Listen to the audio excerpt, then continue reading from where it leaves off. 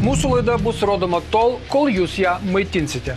O jūs esate dosnus ir nešykštus. Patikėkite. Sveiki, čia Reidas. Laidą pradėsime mikroreidus Smiltelės gatvėje. Buvo trečiadienio rytas, o trečiadienės žinia klaipėdiškiai vairuoja blaivus. Petro vyras esate? Jo. O jūs Petro vyro tėvas? Tai ne tavo giminaitis, juk tu mano sūnus esi. Aš? Jo. Nu man tai naujiena, aišku, nieko tokio. Jūs skubate į darbą, taip? Petro vyrai negeria? Negeria Petro vyrai?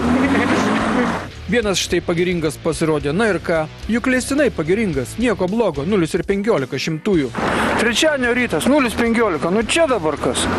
Ponai, o kur mūsų šviesos, ką? Juk mūsų šalyje su įjungtomis šviesomis reikia važinėti dieną naktį. Nu, pons, kur mūsų lempos? Labas rytas. Policija paklaus, kur jūsų šviesos, policija gali paklausti jūsų. O, šviesos. Šviesos nieko tokio, sakot? Ne, nereikia. Reikia, tai va.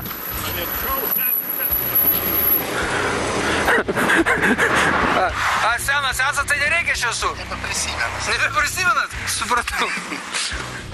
Purvinas ir be šviesų. Labą dieną. Rodo pažymėjimą, šviesų nejungia. Nedega jas. Ne, nedega. O dabar? Dabar turėtų degti. Nu, dabar dega. Dieną, kai pavasaris skamba, pasikalbėkime su dviratininkais. Jie žino, kad turi vairuoti blaivus, o šviečiančių liemenių klaipėdiškiai nemėgsta. Sako, lemputės užteks. Atšvaitas yra. Šitaip jūs galvojat? Man rodė. Čia atšvaitas yra. Neblogai, neblogai. Nuliukai sakau. Kodėl 8000 litų? Aš nesuprantu, kas čia per girtumas buvo. Kas čia paskyrė jums? 4 aš... Nuliuką. 4 aš sumokėjau valstybei. Taip. O aš į jūrą išėjau, man kantora nemokėjo pinigų, nebuvo iš ko skaičiuoti. Antstoliai dar 4 uždėjo. Tai man aš gavau labai gerą premiją. Palaukit, o 4000 su užgirtumo su mašina buvo? No. Ai, su mašina? Avarija ten buvo? Nu, ten stikliukas sudaužiau viskelį ir viskas. Atėmė 3 metam teisės. Nu ir nežinau, ar 3, ne, 4 man tūkstančius. Va, koks tai 5 metai praėjo. Buvo dabar dviračiu važiuojame. Nu ką, sprendimas geras? Ką dabar? Geras, bet man tai... Ir skambutis yra. O, kampį galvoju. Va. Dar įduot. Ir lemenė. Tai liemenė gerai būtų sudėta, aišku, bet tik to. Tai aš per šitos trottoaras aš keliu nevažinėjau. Nu, va toks gyvenimas per tą alkoholį. Alkoholį. Nu, ten išgėriau bonkalaus, čia va. Ten pasakė taip mašiną, kad aš durų atidaryti negalėjau, paskui užsukti negaliu, arba įsiekti, arba tą. Reikia, aišku, palaukti, kol išvažiuoti. Aš su kalom įravau, tam nosį neužkabinau, tai tam fatvarniką išmušiau, o ir gavosi. Pavasarį į gatves pabiro ne tik dviratininkai, bet ir dėdukai. Štai sako vienam stok, tai jis sustojo tik užvažiavęs ant шалигаtvio. Странно вы тут припарковали машину, очень странно. Пешеходы тут. Я показывал вам здесь припарковать. Но здесь пешеходы идут. Ir tai dar ne viskas. Pasirodo, dėdukas vairavo automobilį, kurio techninė apžiūra pasibaigusi prieš daug dienų. Imkim pavyzdį iš tikrai archyvinių mašinų. Štai Jetta, pagaminta dar 1983 metais. Arkos išneštos. Dažai. Eik tu, peklant. Kas čia per mašinėlė? Smiltelės gatvėje buvo nubausti net 6 automobilistai, kurie važiavo su netvarkingais automobiliais. Vienas be draudimo, o vienas į reidą pakliuvo pirmą kartą. Pas Vaičiakauskį papuoliau. Per kiek metų? 40 metų už vaidą. Ir pirmą kartą pas Vaičiakauską papuolė?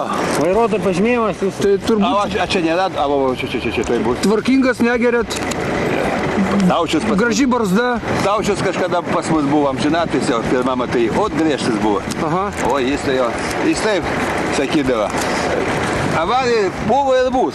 Aha. Jeigu girtas, tai jau čia jau Viskas. nepasitini. Supratau. Nu matot, nieko blogo su manim susitikta, ne? Labai malonu, visada žiūrim reidą, jeigu turim laiką, bet ne visada išeina.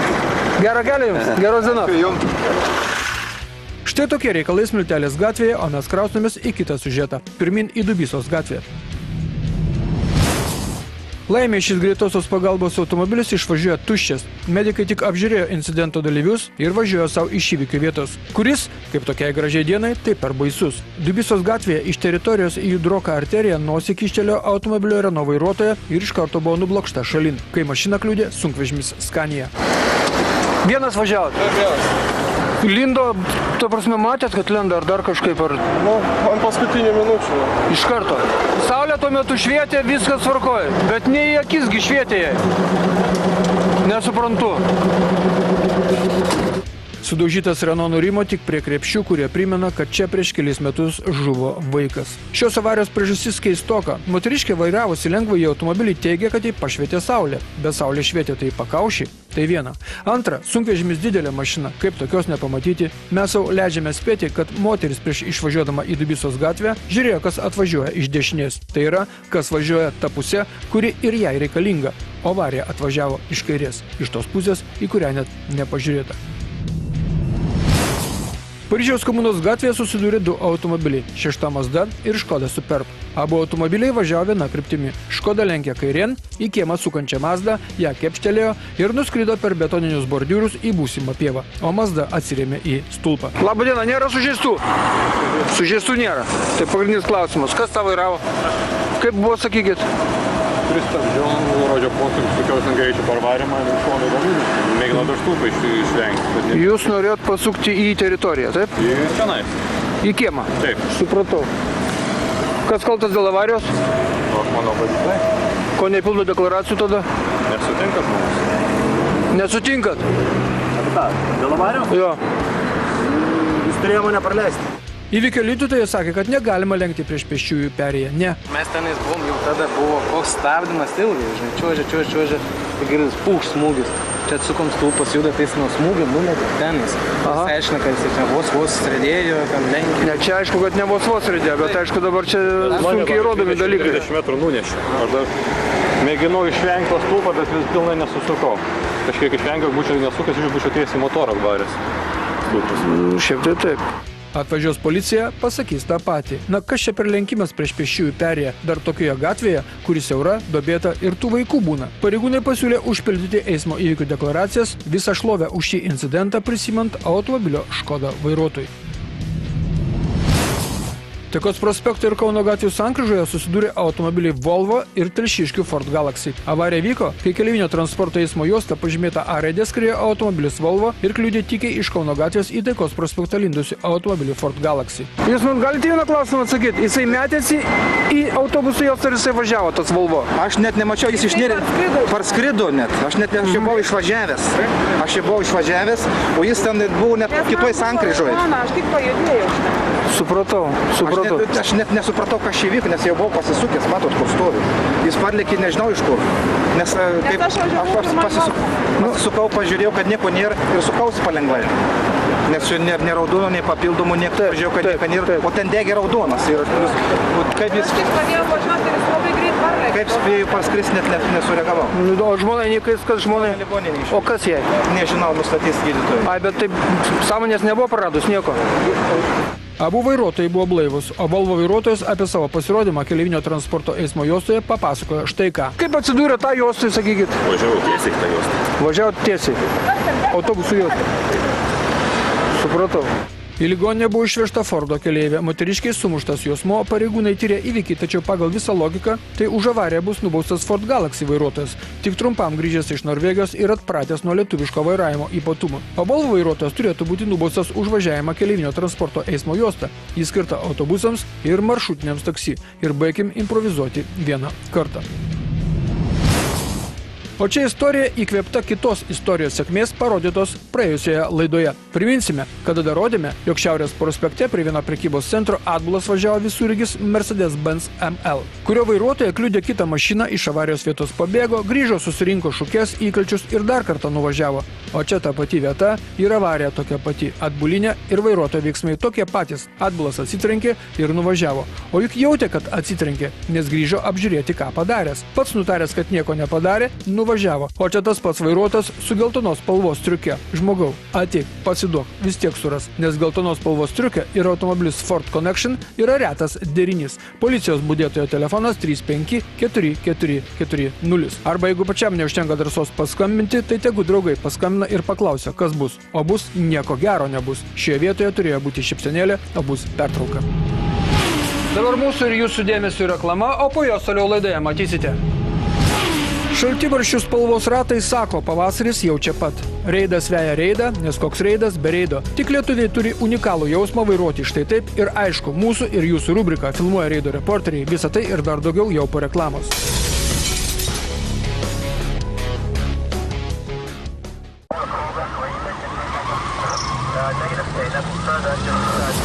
Reklama baigėsi, dabar atėjo mūsų metas. Antroji reido dalis. Per kožno savaitgalio policijos reidus organizuojamus Klaipėdos ir Pajūrio keliuose įkliūna nuo 2 iki 12 neblaivių vairuotojų. Kiekvieno reido rezultatai viešinami, tačiau ir toliau keliuose vairuoja girti. Ir toliau organizuojami policijos reidai. Šeštadienį dulkiant lietui 2 Klaipėdos kelių policijos ekipažai išsirikiavo Kretingos gatvėje šalia Botanikos sodo ir atvažiuojančio girto vairuotojo neteko ilgai laukti. Taksi vairuotojų Sigitojui nustatytas lengvas girtumo laipsnis 0,71 promilės alkoholio. Paklaustas, kur vežė keleivė, atsakė, kad čia ne keleivė, o dispečerė. Moteris namo išėjo pėsčiomis, o Sigitui buvo rašomas gimtadienio protokolas. Nors Sigito gimimo diena tik sekmadienį, jis iš anksto naktį išgėrė 4 bokalus alaus, o prieš 8 ryto ir įkliuvo netikėtoje vietoje. Netrukus dviračių taku pro policijos reido vietą, it tai būtų Tour de France lenktynės, prasinešė dviratininkas, kuris į pareigūnų mostus nereagavo, jų šūksnių negirdėjo ir numinė tolyn. Pilietis buvo pasivytas ir liepta parsivaryti dviratį iki tos vietos, kur buvo stabdomas. Jūs negalėsit, labas rytas, važiuoti, jūs negalėsit važiuoti. Kiek priputėt? Nedaug. Nedaug? Kiek priputė pareigūnė, sakykite, prašau? 1,85. 1,85. Nu, 1,85 tai labai daug, žinokit. Labas rytas dar kartelį. Į darbą važiavot? Į darbą? Ne, tik 1,85 į darbą. Pilietis Ivanas buvo neblaivus, jam nustatytas vidutinis girtumo laipsnis 1,85 promilės alkoholio. Jis važiavo į darbą. Netrukus tolumoje į kiemą įsuko automobilis Opel Astra, kurio vairuotojas išlipo iš mašinos ir pradėjo eiti laukais. Pareigūnai pasikalbėjo ir su juo. 0,32 leidžiama norma, jeigu ne 2 metai stažas. Daugiau. Daugiau? Nu, tai neatsėjo brangias cigaretės. Gerai, su mašina privažiuosi, kai mūsų dabar jau bijot nebėra ko. O jūs dėl to nusukot, prisipažinkit? Aš jau. Tikrai? Nu va. Ne, aš nebūtų nepagalvojęs. Apie 9 val. Ryto policijos ekipažai persikraustė į Joniškės gatvę. Sustabdyto automobilio Ford Focus vairuotojų Ramūnui nustatytas lengvas girtumas 0,50 promilės alkoholio.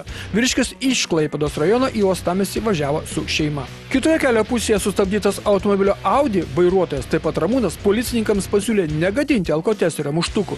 O tikrai su savo alkotesteriu pasitikrinau? Su savo? Jo. O kiek jis kainuavo? 30 litrų. Ei, Jo. rimtai? Jeigu nieko nėra, jeigu nors biškai kas nors yra, rodo 0,1. Tai dabar važiuot, jūs įputėt 0,09, o jūsų kiek alkotesteris rodė? 0,1. Nu, 0,01. 0,01? Jo. A, tai ne 0,10, bet 0,01. Jo. Nu, kad 0,4 leistina, 0,1 rodė. 0,1, Jo. supratau. Seniai reido laidos kūrėjai negirdėjo tiek daug pagirų ir gerų žodžių iš automobilistų, kaip iš tai iš šio automobilio ekipažo. Kvapai kokie? Labas rytas. Tai nuo kurio čia neša dabar? Nuo vairuotojų, kad A girdėjau, o tu dar gyvas, ne? O ką?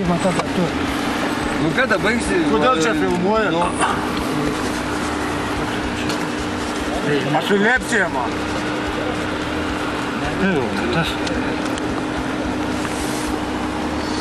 Vis lietų pravažiavo, nieks nestabdė. Girvai Čikauskai, o tau visos teisės yra duotos filmuoti, ne? Filmuoju, va.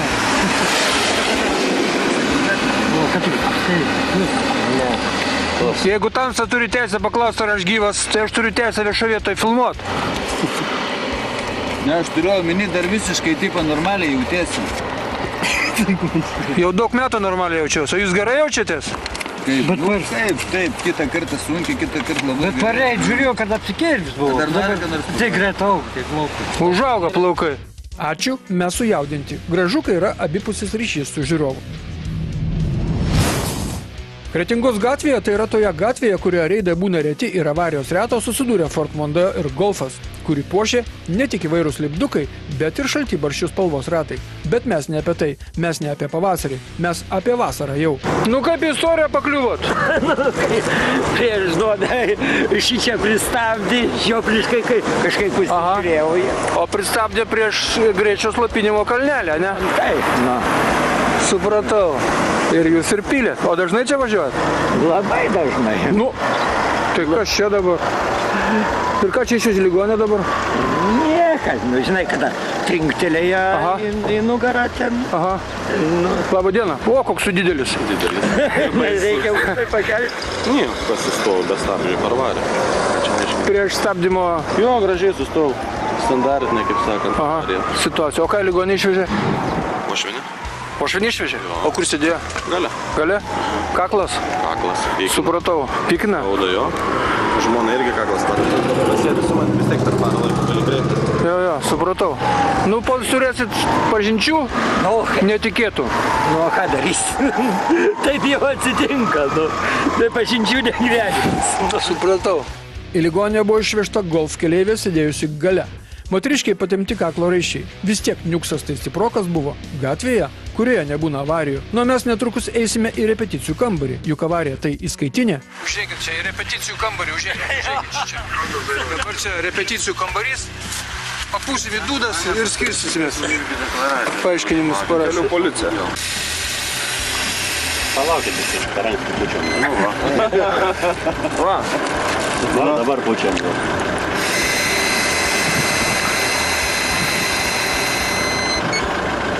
Nu, čia visi skaičiai aiškus mums yra. Ir čia pons aiškus man skaičiai bus. Tai nulis jau aš ten pučiu. Negadinkime juostelės, kaip sako. Negadinkime, prie medžiagos reikia. Ta pačią dieną tai buvo ne vienintelis autoincidentas atsitikęs mūsų miestelėje, kuriame prireikė medikų pagalbos. Keliaujame toliau.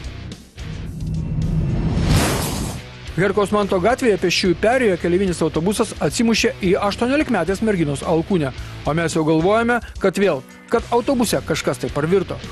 Čia nieko net nepamatysit, kad alkūnė užkliuvo, žinai. Supratau, bet matė, važiavo autobusas viskas. Jinai atėjo prie perėjos, pasižiūrėjo, aš iš ten parvažiuoju. Jo, aš iš ten parvažiuoju. Ir, autobusas buvo kaip policijos mašina. Jin pažiūrėjo į tą pusę ir iš karto žingsnis. O kiek metų gali būti, koks amžius? Sėdi bus policijos mašina. Tai viskas, istorijos pabaiga. Jie niekas neatsitiko. Šitka, o tai ką čia greitoji dabar? Jis išvažiavo ir viskas? Atvažiavo, pažiūrėjo. Supratau. Aš galvojau, kad čia.